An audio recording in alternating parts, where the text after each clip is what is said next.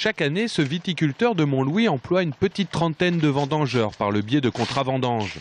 C'est un CDD spécifique dont l'usage est réservé à l'emploi de salariés saisonniers en période de vendange.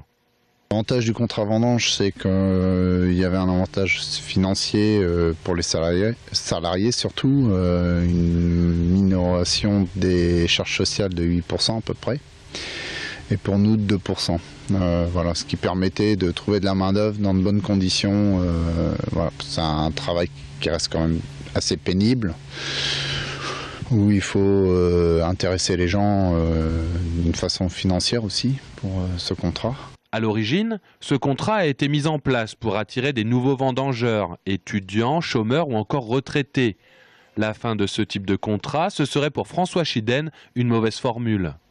Dans beaucoup de domaines maintenant, c'est qu'on fait appel à de la main-d'œuvre intérim, étrangère. Et voilà, et des coûts peut-être pas moindres, mais c'est une partie de.